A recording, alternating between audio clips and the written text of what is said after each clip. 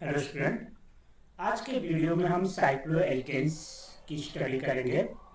Cycloalkenes या साइक्लोपैराफिन्स, cycloalkane के लिए हम क्या बोलते हैं, साइक्लोपैराफिन्स भी बोलते हैं।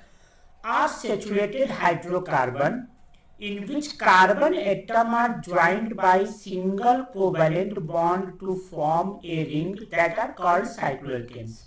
साइक्लोएल्केन्स या साइक्लोपैराफिन्स क्या होते हैं? ये सेचुरेटेड हाइड्रोकार्बन्स होते हैं, यानी कि जैसे सेचुरेट का मतलब सिंगल बॉन्ड होता है। हाइड्रोकार्बन हाइड्रोकार्बन जो कार्बन और हाइड्रोजन से मिलकर कंपाउंड बना उसको हाइड्रोकार्बन बोलते हैं। इन विच जिसमें कि कार्बन एटम आपस में जुड़कर क्या आपस में सिंगल बॉन्ड कोवेलेंट बॉन्ड से जुड़कर रिंग फॉर्म बनाते हैं, उसको हम क्या बोलते हैं? साइक्लोएल्केन्स बोलते हैं। जैसे देखिए यहाँ एक दो तीन कार्बन क्या है, आपस में सिंगल बॉन्ड से सिंगल कोवेलेंट बॉन्ड से जुड़कर क्या बना रहे हैं, जो है एक साइक्लिक कंपाउंड बना रहे हैं। तो इसी को हम क्या बोलते हैं? साइक्लोएल्केन्स बोलते हैं। दे आर एलिसाइक्लिक, साइक्लोएल्केन्स जो होते हैं एलिसाइक्लिक कंपाउंड होते हैं। एलिसाइक्लिक कंपाउंड वो कंपाउंड उनको हम कहते हैं जिनमें कि they are both aliphatic and cyclic compound. ये क्या होते हैं? इनमें जो है एलिफेटिक का और साइक्लिक कंपाउंड का दोनों का प्रॉपर्टी जो होता है पाया जाता है। तो they are both alicyclic compound वो कंपाउंड होते हैं जिनमें जो कि एलिफेटिक भी होते हैं और साइक्लिक भी होते हैं, और उनके प्रॉपर्टी जो होती है ऑलमोस्ट सिमिलर टू एल्केन्स, और उसकी प्रॉपर्टी जो होती है एल्केन्स के सिमिलर होती है। तो साइक्लोएल्केन्स आर एलिसाइक्लिक कंपाउंड, यानी कि ये एलिफेटिक भी हैं, बोथ एलिफेटिक एंड साइक्लिक दोनों होते हैं। Cycloalkenes have general formula CnH2n। Cycloalkenes का जो जनरल फार्मूला है CnH2n है, जहां पे n की वैल्यू क्या होती है, जो है वो कितने नंबर, n जो है नंबर ऑफ कार्बन एटम है, कितने कार्बन एटम्स पाए जा रहे हैं। अगर n की वैल्यू 3 है तो यहाँ पे क्या हो जाएगा, फार्मूला आ जाएगा C3H6, n2 n हो जाएगा, n की जगह 3 आ जाएगा, तो क्या हो जाएगा हमारा C3H6। देखिए यहाँ साइक्लोप्रोपेन 3 कार्बन है और हाइड्रोजन जो है कितना है, 6 है। तो जो है इस फार्मूले में अगर n की जगह नंबर ऑफ कार्बन 3 रखते हैं तो H कितना हो जाएगा, हाइड्रोजन जो है उसका डबल हो जाएगा, 6 हो जाएगा। तो ये हमारा बना लेगा साइक्लोप्रोपेन। नॉमेनक्लेचर इसकी कैसे करते हैं हम? Naming of cycloalkanes is done by attaching the prefix cyclo to the name of corresponding number of alkanes having the same number of carbon atom in the ring। इसकी हम साइक्लिक जो है nomenclature कैसे करते हैं? प्रीफिक्स जो है इसमें साइक्लो प्रीफिक्स लगाते हैं हम। जितना कार्बन का जो है वो कंपाउंड है उसके पहले हम क्या करते हैं, साइक्लो लगा देते हैं। जैसे कि 3 कार्बन का एक कंपाउंड है, 1 2 3 कार्बन है, तो साइक्लिक रिंग है, तो एक दूसरे से जुड़े हुए हैं, तो इसको हम क्या लगा देंगे, साइक्लोप्रोपेन। यानी कि पहले जो है हम 3 कार्बन है तो प्रोपेन हो गया, और साइक्लिक रिंग है तो प्रोपेन। वैसे 4 कार्बन का देखिए एक रिंग सिस्टम है, तो इसमें 4 कार्बन है तो ब्यूटेन, और साइक्लिक है तो साइक्लोब्यूटेन। ऐसे ही साइक्लोपेंटेन 6 कार्बन है तो साइक्लोहेक्सेन। प्रिपरेशन कैसे करते हैं? मेथड ऑफ प्रिपरेशन साइक्लोएल्केन्स के प्रिपरेशन से कैसे करते हैं? तो पहला मेथड है फ्रॉम डाइहेलाइड्स, डाइहेलाइड्स से हम बनाते हैं। This method is useful for the preparation of 3 to 6 membered cycloalkanes compound। Dihalides कैसे बनाते हैं? This method is useful for preparation of 3 to 6 membered dihalides से हम 3 से 6 मेंबर्स, जैसे देखिए 3 मेंबर का ये साइक्लोएल्केन्स है और 6 नंबर का ये, तो 3 से 6 साइक्लोप्रोपेन, साइक्लोब्यूटेन, साइक्लोपेंटेन, साइक्लोहेक्सेन, ये सभी जो है हम डाइहेलाइड्स के थ्रू बना सकते हैं। इसकी हम क्या करते हैं? This method is used for the preparation of 3 to 6 member cycloalkanes compound. Terminal dihalides alkenes on the treatment with sodium और zinc are cyclized to corresponding cycloalkanes. This method is known as internal वुड reaction. इसमें क्या करते हैं, इसमें क्या होता है, इसको प्रिपरेशन के लिए जो टर्मिनल डाइहेलाइड्स होते हैं उसकी हम रिएक्शन कराते हैं सोडियम और जिंक से, तो उनका साइक्लाइजेशन हो जाता है। इस रिएक्शन को हम इंटरनल वुड रिएक्शन बोलते हैं। जैसे देखिए यहाँ पे ये 1 2 3 कार्बन का है, इसकी नंबरिंग करते हैं 1 2 3, तो फर्स्ट कार्बन से ब्रोमीन और थर्ड कार्बन से ब्रोमीन है, तो क्या हो जाएगा 1 3 2 ब्रोमीन है तो डाई ब्रोमो, 3 कार्बन का है तो प्रोपेन। इसकी हम रिएक्शन करा देते हैं सोडियम से इन प्रेजेंस ऑफ इथेनॉल और इसको हीट करते हैं तो ये क्या हो जाएगा, ये ब्रोमीन इस सोडियम के साथ निकल जाएगा। देखिए NaBr यहाँ निकल गया और ये कार्बन आपस में क्या हो जाएंगे, जुड़ जाएंगे, इसका साइक्लाइजेशन हो जाएगा और ये साइक्लोप्रोपेन बन गया।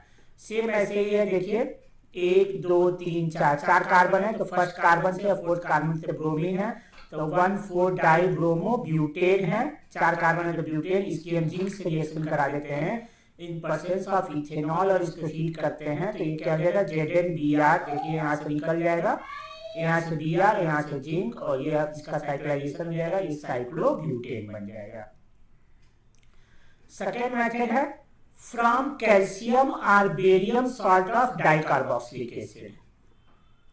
On heating calcium or barium salt of saturated dicarboxylic acid, the corresponding cyclic ketone are formed. These cyclic ketone are reduced by Clemmensen reduction to form corresponding alkanes. इसमें क्या करते हैं हम, जो है कैल्शियम या बेरियम सॉल्ट जो है डाइकार्बोक्सिलिक एसिड का कैल्शियम या बेरियम सॉल्ट हम लेते हैं। देखिए यहाँ पे हमने एडिपिक एसिड का कैल्शियम सॉल्ट लिया है तो ये क्या हो जाएगा, हमारा कैल्शियम एडिपेट हो जा रहा है। इसको जब हम हीट कर देते हैं तो यहाँ से क्या निकल जाएगा, हमारा कैल्शियम कार्बोनेट CaCO3। यहाँ से एक कैल्शियम और ये जो है C और 1 2 3 एक कार्बन निकल जाएंगे, CaCO3 निकल जाएगा कैल्शियम कार्बोनेट। तो हमारा जो है ये जो है कॉरस्पॉन्डिंग कीटोन एक जो है साइक्लिक कीटोन बन जा रहा है। देखिए इसकी जो है इसकी हम रिडक्शन करा देते हैं, क्लीमेंसन रिडक्शन करा देते हैं। क्लीमेंसन रिडक्शन क्या होता है, एमलगेमेटेड जिंक के से जो है इन प्रेजेंस ऑफ HCl हम जब रिएक्शन कराते हैं तो कीटोन CO ग्रुप जो होता है CH2 ग्रुप में चेंज हो जाएगा। तो ये कितने कार्बन का जो है 1 2 3 4 कार्बन, एक का जो है CH2 ये भी कन्वर्ट हो जाएगा तो 5 कार्बन का ये जो है साइक्लिक रिंग मिल जाएगा हमको, साइक्लोपेंटेन। तो इसका हमने क्या किया, देखिए कैल्शियम डाई एटीपेट का जो हीट किया तो कैल्शियम कार्बोनेट निकलकर हमारा ये जो है साइक्लिक कीटोन मिल गया। इसकी हम रिडक्शन करा देते हैं, जो है क्लीमेंसन रिडक्शन करा देते हैं। जिंक एमलगेमेटेड जिंक तो zinc HCl in presence of HCl, zinc और मरकरी से रिएक्शन कराते हैं इन प्रेजेंस ऑफ HCl। इसी को हम क्या बोलते हैं, क्लीमेंसन रिडक्शन बोलते हैं। तो हमारा जो है साइक्लोपेंटेन हमको मिल जाता है। थर्ड मेथड है by the reduction of aromatic compound. अगर हम एरोमेटिक कंपाउंड का रिडक्शन करा देते हैं तो क्या हो जाएगा, देखिए catalytic reduction of benzene under pressure in presence of nickel to yield cycloalkanes. ये बेंजीन है, ये अनसैचुरेटेड 3 बॉन्ड है, 1 2 3 जो है अनसैचुरेटेड बॉन्ड है यहाँ पे। इसकी हम रिएक्शन हाइड्रोजन से रिएक्शन करा देते हैं इन प्रेजेंस ऑफ निकल कैटलिस्ट और हाई टेम्परेचर और प्रेशर में। तो क्या हो जाएगा, हाइड्रोजन इनसे जुड़ जाएगा, एक यहाँ पे हाइड्रोजन, एक यहाँ, एक यहाँ, एक यहाँ, 6 हाइड्रोजन इससे जुड़ जा रहे हैं। ये क्या हो रहा है, ये जो है जो अनसैचुरेशन है यहाँ पे वो सैचुरेटेड में कन्वर्ट हो जा रहा है और हमको साइक्लोहेक्सेन मिल जाता है। नेक्स्ट हमारा है from ester of dicarboxylic acid. इसी को हम क्या बोलते हैं, डिकमैन रिएक्शन भी बोलते हैं। Ester of dicarboxylic acid when treated with sodium led to intramolecular ester condensation. इसका एस्टर कंडेंसेशन वगैरह देखिए, ये जो है ये क्या है, डाइकार्बोक्सिलिक एसिड का जो है एस्टर है, ये जो एस्टर ऑफ डाइकार्बोक्सिलिक एसिड। देखिए एस्टर क्या होता है, COO से ये जो है C2H5 जुड़ा हुआ, ये क्या है, एस्टर है। जब एसिड का एडिपिक एसिड का इथाइल अल्कोहल से रिएक्शन करा दे रहे हैं तो हमारा क्या मिल जा रहा है, डाई इथाइल एडिपेट मिल जा रहा है। तो ये CH2 CH2 CH2 CH2 COOH ये एडिपिक एसिड होता है और इथेनॉल के रिएक्शन करा देते हैं तो स्टेरिफिकेशन एस्टर का फॉर्मेशन होता है, स्टेरिफिकेशन होगा। तो ये डाई इथाइल, 1 इथाइल 2 इथाइल और एडिपेट ये हमको मिल गया। इसकी हम अगर रिएक्शन करा देते हैं किससे, सोडियम से, तो इंट्रामॉलिक्यूलर जो होगा स्टेट जो है इंट्रामॉलिक्यूलर एस्टर कंडेंसेशन होता है और यहाँ से क्या निकल जाएगा, इथाइल अल्कोहल C2H5O।